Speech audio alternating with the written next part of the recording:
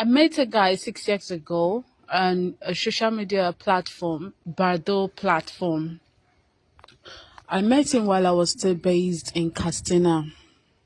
In fact, he was willing to travel all the way from his base, which is Lagos, to come and see me in Castina. So while staying at his place, now he was staying in a face me face you apartment, like you guys call it, where they share bathrooms and toilets. What's up, guys? It's your girl Nenye Baby. Guys, I have a lady with me. She has something she wants to share. Please don't chat me if you don't have any serious case that you want to share out there. So to make it more easier, if you have any strong thing or someone you know that want to share her life experience through voiceover, no matter where you are, you can be in Abuja, PH, anywhere, just drop it on my WhatsApp through voice note. I will share your story and people will advise you. Okay, so let's listen to her, guys. Don't mention your name, just go straight with your story. Okay. Hello, everyone. I wouldn't say it was a bad experience. It was a bad and a memorable experience because we met on social media 6 years ago, and we kept talking on social media. Okay, you met a guy on social media. I met a guy on social media, so we kept talking, and he asked me out twice. It's a story that it's a memorable one. At the same time, it was fun and it was loving. I met a guy 6 years ago on a social media platform, Bardo platform. I met him while I was still based in Castina. All through my life in Castina, I was working in Castina State. So I met this guy, we kept talking, in fact, he asked me out on several occasions, and I let him understand that I can't date someone that is far from me. In fact, he was willing to travel all the way from his base, which is Lagos, to come and see me in Castina. But I don't want to start something I cannot feel it, because I'm someone that has got great emotions. So we kept talking. We're talking casually as just friends. When I need advice, I talk to him. At times we can just make fun of each other. So so finally, I had something to do with Lagos. I had something to come and do in Lagos. I was relocating to Lagos to come and work. But it wasn't really Lagos. I relocated to Ibadan. But I haven't come to work in Ibadan. What I came for in Ibadan was not really yielding for me. It was actually the one that got somewhere for me to stay at Ibadan. One of his schoolmates' place to stay at Ibadan. So I was now coming to Lagos, and I finally see that the what's it called? The ground for my job was mostly in Lagos. So I started staying at his place. I begged to stay at his place. So while staying at his place, now he was staying in a face me face you apartment, like you guys call it, where they share bathrooms and toilets. And I forgot to say, my parents are not too rich and they're not too poor. We're on the average part in Nigeria, and we're doing fine. And so when I came to that space, I saw the whole thing, and I didn't judge him with the life he was living. I lived that life with him. At the long run, I don't know, it was beginning to fall for me. I wasn't even paying attention to that part, because all I just wanted was just me doing my job and go back to my space. I don't wanted love. Now, he was throwing it at me as a man. He kept throwing it at me. I told him, no, I don't want this. I don't want that. That you have a girlfriend and I don't really want to come in. He said, fine. But still, as a man, he could not withhold. So finally, he kept begging me, he kept promising me, he kept doing all sort of things. And I'm like, okay, fine, I accepted to give him a chance. Why giving him a chance? He had the other girlfriend. The guy has another girlfriend. That's his girlfriend that I was dating before I came in. Okay. So I think Iman, his girlfriend, he has introduced her once to his family, and I think she was just waiting for him to get an apartment so that they could start their life. But she was not really supporting him. She wasn't really supporting him. In fact, she wasn't even there. and he was going through a lot with his job, because as at then he was not earning enough. He was going through a lot with his job, so he was unable to save to even move out of that apartment. Face your apartment. So when I came in, I made it comfortable for him. He could talk to me. He could share whatever it is that is going on at his workplace with me. So then we started. Then all of a sudden, he started hating the other lady. Then I mistakenly read one of his chat where the lady was telling him that she can never support a man that is not married to her yet. So, and I think that gave me a upper hand. And we kept on with our love story. We kept going. Then finally one day, the lady came to the house. I was even in the house. I was cooking. So the lady came to the house. When she came, I was standing. The lady was standing. He was seated. And I told him, you have to choose between both of us. We can't go ahead like this. So he was feeling reluctant of choosing. And I told him, I said, if you're not choosing, then definitely you want her. I can't stay here. And he was like, okay, he's going for me, that he cannot continue with that lady. Okay, so the guy chose you over the girlfriend, the other girlfriend, and they were dating before you came into the picture. Yes. So that was how the lady left. I felt no pity, because I just felt he was a man that needed a woman. You know, there are actually some men that need a woman to shoulder them. There are actually some men that if a woman stays by them, they know how to save. They know how to, when you put, there's a certain extent as a woman, you push a man for him to be better of himself. I think that was what I was really doing. So finally we did the little we could do. We went, he now lost his job. He lost his job. We tried so hard for him to get another job. He lost his job twice in that very moment. I still stayed by him, tried to see means of him trying to get another job. We tried. So now we had plans of moving from that place to another place, to a better apartment. So I kept pushing, but I just noticed it wasn't taking care of me. And I'm this kind of lady. I don't ask a man I'm not this lady that asks a man, buy me this, buy me that, this. If you do it for me, I'll appreciate it. If you don't do it, I just feel, okay, maybe you don't have it. That's why you're not doing it.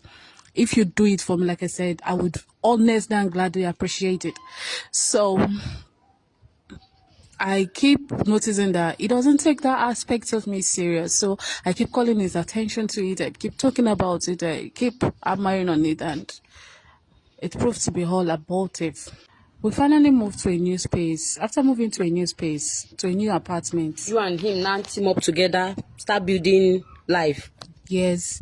In fact, I was actually the one that went around looking for the house, because he was always busy. So there was not free time for him. And you know how tough it is to get accommodation here in Lagos. So I was the one that did that, and I was also the one that moved our things from the other apartment to the new apartment, because his rent was expiring in that other apartment, and I don't want him to start renewing the rent over there. So I had to push for him to get. So finally we got the other apartment. Now we're pushing, we're living, we're okay, and we had plans of him going to see my parents. We had so many plans you could think of, and all of a sudden he lost his job again. And that took me back to zero, and I was worried. I was feeling bitter. Please try and speak up. I'm sorry. I was worried. I was feeling bitter. I don't know. Maybe it's just me, or maybe some other women does too. When he lost his job again. Okay. So he now happened to be staying in the house. So we just lie down in the house doing nothing. Like, I had to push him. We're always quarreling, and I had to push him. I went to see my pastor for prayers. I was just going around to make sure that he was back on his feet. So there was this quarrel we had, that he had to ask me, what do you want me to do? What do you want me to do? He's asking you. Yes. I forgot to say, well, the house we got, it was actually my own money for my rent. I gave him because he borrowed it to pay me back. But unfortunately, my rent was meant to expire because remember I told you I was staying in Ibadan. So I come mostly when I have jobs, and my job is always on the frequency side. So I'm always here mostly. So I had to give him because I don't want him to start renewing the rent of the other apartment, and I wanted to get my space, but people were advising that towards the extent that don't you want to get settled? You want to go and be renting your house again? Why can't you people just rent your apartment and build yourself something and you put? So I had to get the house with the money. I was actually the one that transferred the money to the landlord. So we kept going like that. I'm sorry. Try and speak out, please, So so we we will not kept going stress like that. ourselves. So we kept going like that. Then when he lost his job, I started going around again, praying, fasting, doing all sort of things for him to. So the fight was becoming not too okay that he had to ask me, what do you want me? What do you think? Can I do to make you happy? And I said, you need to get yourself a job. I'm not comfortable with the fact that I have to do the whole thing myself.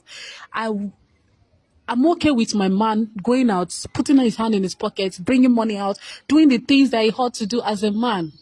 And all through that time, he was not staying at home. He was always going around the streets of Lagos trying to get something doing. Okay, he was even trying.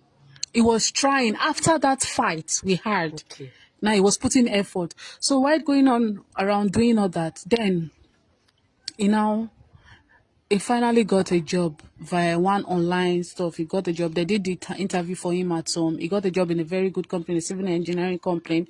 After getting a job in the engineering company, we're happy. Everything was going on fine. And now my sister happened to have a wedding coming up, and I had to travel home. I traveled home for 4 months for my sister's wedding. But before I traveled home for 4 months, when I was going, my boyfriend said something that, thank God you're even going, Seb, I'm not even going to miss you. So I just felt maybe it was just like the normal, regular thing we just check ourselves Joke, with. yeah. So when I went, he keep promising me, I will give you this, I will give you that. He will not give me. Even when my friends will ask me, even one of my male friends asked me that, are you sure this your guy takes care of you? I'm like, yes, he does. He takes care of me, but you know, he just started a new job. So there are some bills, little bills he need to sort out. But I know he will definitely come to me.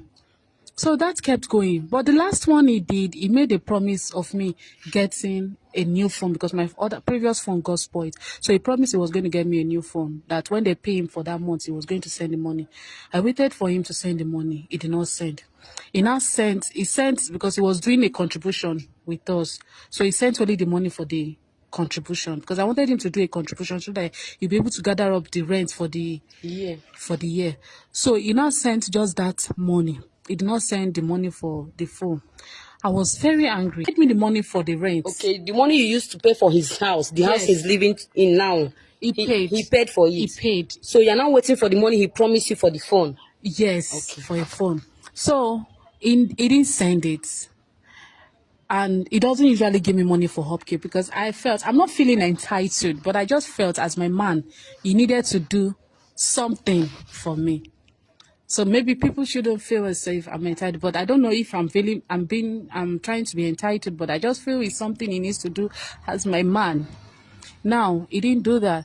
Then I waited 5 good days for him to, at least talk to me, say something to me. Because I was always complaining about him not taking care of him, not trying to be responsible when I'm not there with him. So he didn't say anything. I now called one of my pastors. I told him, I said, this is it.